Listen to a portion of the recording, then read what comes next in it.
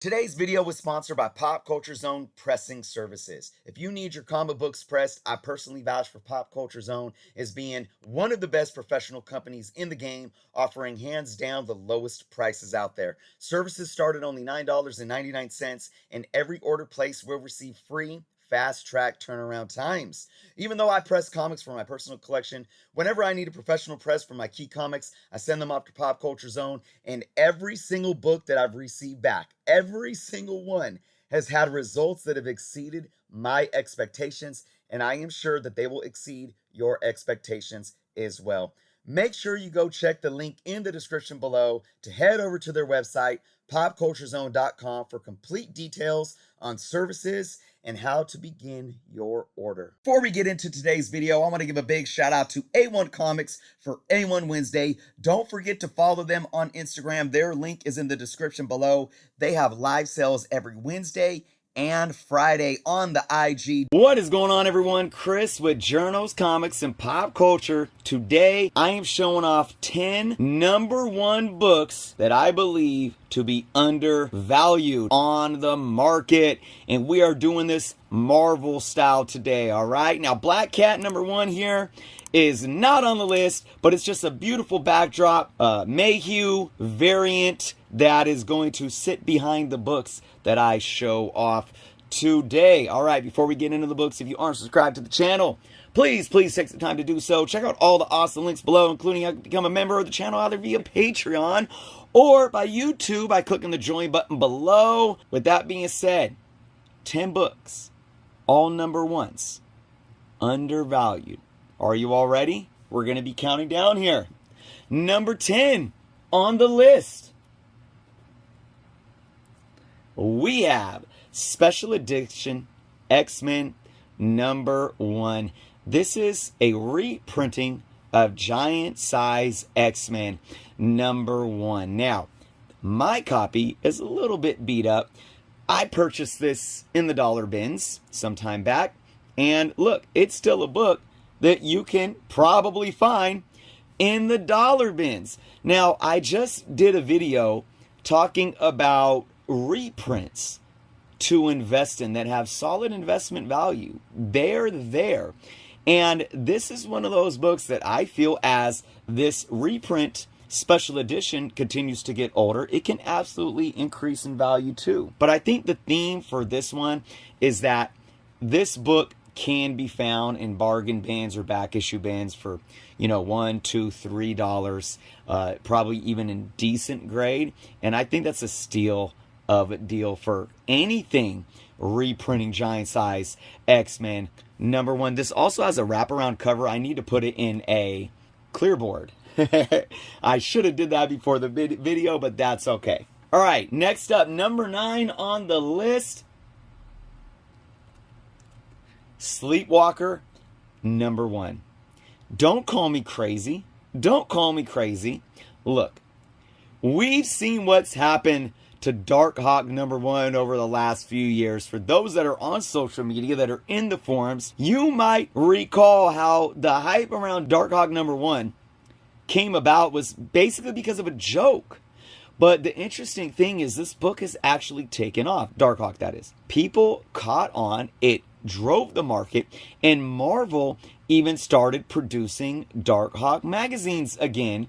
And there's also been rumor, I don't know how valid any of these rumors are, that Darkhawk might show up in the MCU. I don't know about that. But the bottom line is, you had a high grade Darkhawk #1 going from a $6, $7, $8 book to, a $30+ book, and this is raw.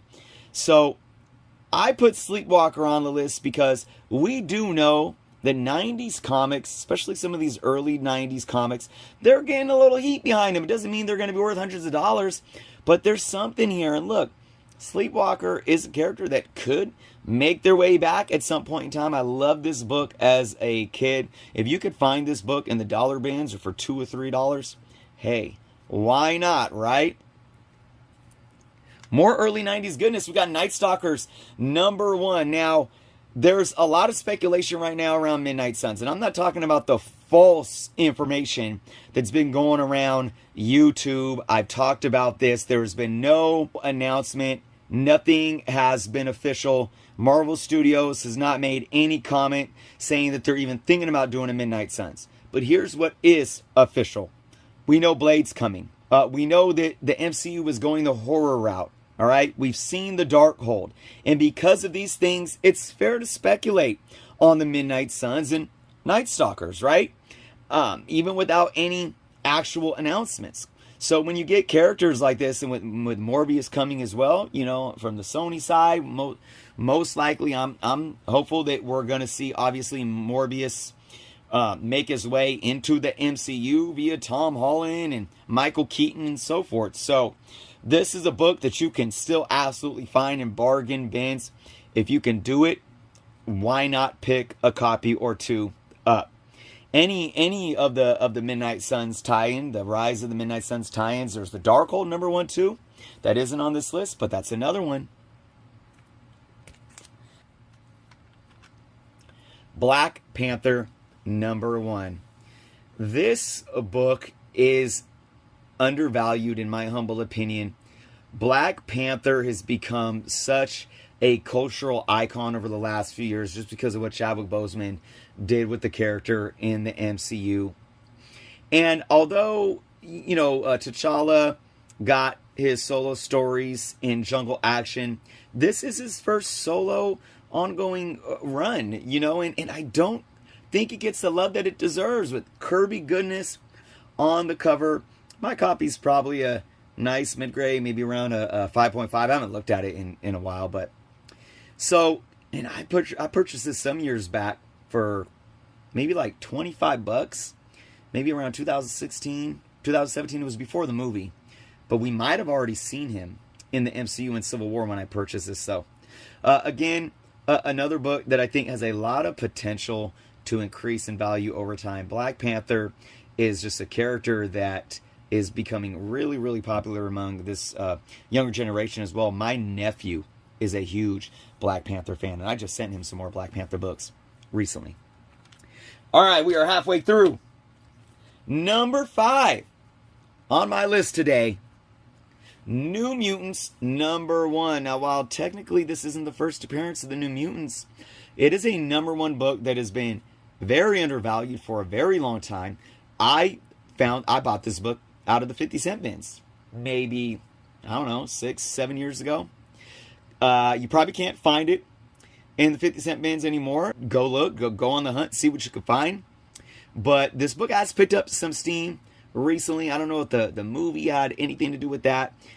X-Men in general and any X-Men family stuff, whether it be New Mutants, X-Force, Excalibur, has picked up a little heat as of late with a lot of reboots within the Marvel Comics, and of course with the mutants and the X-teams being owned by Disney and Marvel Studios now. So people are literally specking on anything mutants. So, but this is still one that I think you can find deals on. Beautiful purple background on this book. This is a high grade too, and I got it for 50 cents. So, okay, now we're halfway through. I think I was miscounting there, folks. This is #5 on the list. Sensational She-Hulk #1. This is a newsstand right here. This is a good one to have in newsstand, late 80s. Sensational She-Hulk is one of those late 80s, early 90s runs that is kind of like a critically acclaimed. You know, there's a lot of big books in this run, and this book right here still has a lot of growth potential in my humble opinion. She-Hulk's been hot. Getting this She-Hulk TV show, Savage She-Hulk #1, her first appearance, has obviously boomed. This has increased as well, but I do feel this has a lot of potential, and primarily because Marvel Studios announced that the TV show is going to be loosely based and have the kind of a feel that this run had. Be on the lookout for this one if you can still find this one for cheap. I think I paid $20 for this. It's a higher grade. You know, it's probably like a very fine near mint, just looking at it from the inside the bag. I think it has one color breaking spine tick, but yeah, really happy to find that in a newsstand as well. All right, number 4 on the list is Marvel Superheroes Secret War #1. This book has been hot as of late, so this is one that isn't really under the radar right now because it's been moving. But I still think even right now it's a bit undervalued. It's the first appearance of the Beyonder in non-physical form, and I've been saying this for a while and I'm sticking by it. This is my opinion and my hunch, but I believe we are going to have a Secret Wars in the MCU. Whether it's the next big buildup, which I think it could be, I think we're going to have a Secret Wars. And I've been saying this, and I'll say it again. I think that Secret Wars is going to be a mix between the 2015 Secret Wars, with like a battle world, with Doom involved, and of course the 1984 Secret Wars. I think it's going to be a mix. I think we're going to see Doom's involvement. I think we're going to see the Beyonders' involvement. So another one, that deals are still to be made. I got this recently. I think it was this year for $25 in decently higher grade. So they're out there. All right, everyone, we got our top 3 to go. Number 3 is Marvel Team Up Annual #1, Spider-Man teaming up with the X-Men. I don't even know, when you talk about next best things and early appearances, I don't hear too many people talking about this book. I don't even remember how much I purchased this book for. I think I got it in 2020, but it's definitely an affordable book. You could probably go to LCSs that have decent back issue stock and find this in the back issue bin sitting around for, who knows, $3, $4, $5. I would definitely look for this one when we get the X-Men in the MCU and giant size X-Men starts, booming again. And, you want those early appearances. Again, this one is being slept on, in my humble opinion. 2 more to go. Next up is Spider-Man #1. What is the significance of this book? This is the first time that Marvel Prime Peter Parker teams up with Miles Morales. I believe that we're going to see this at some point in the MCU. Your Marvel Prime Peter Parker would be, of course, Tom Holland. And we could have Miles that actually exists in a different multiverse. Now, that's obviously an assumption. We've already seen his uncle Aaron show up, played by Donald Glover, in Homecoming. So maybe Miles is already there and is being prepped to just already be in, the MCU's main universe. I don't know. But still, regardless, this is a solid book to own. I purchased this book not too long ago. I think only for like $5 plus shipping.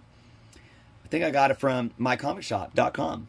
I think, if I remember correctly. So again, just another one. The theme of all these is so far is most of them you can probably find deals. Have patience, be on the hunt for them, and dig through your back issue bins.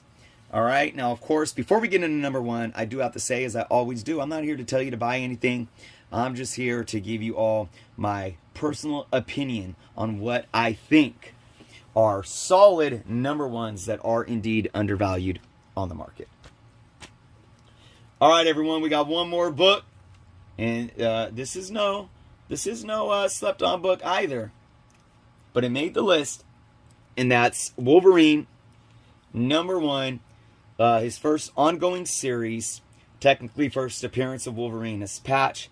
Nice newsstand edition. This is another late 80s newsstand.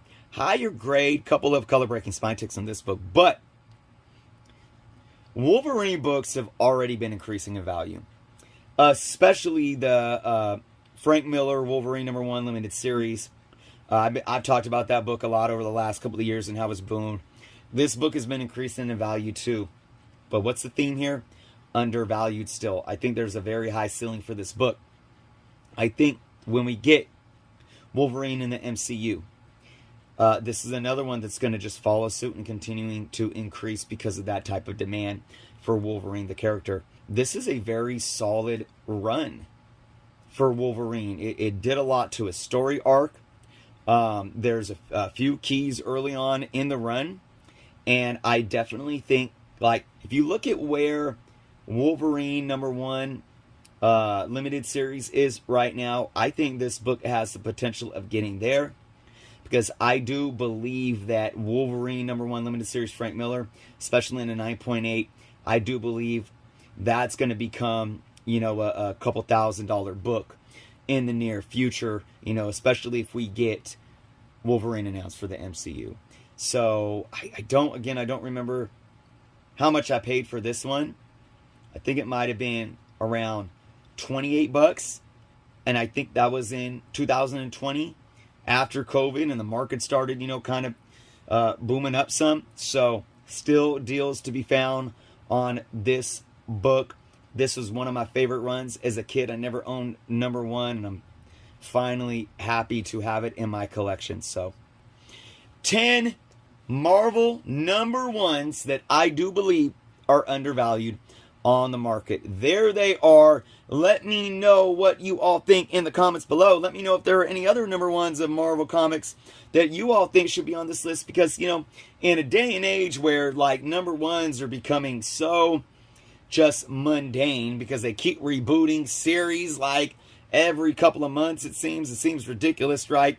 But obviously you didn't see any modern #1s really, except for the Spider-Man #1. But again, really solid #1 books from multiple eras of Marvel Comics. Thank you all so much for watching. Leave your thoughts below. Again, if you aren't subscribed, please do so. Be well, and until next time.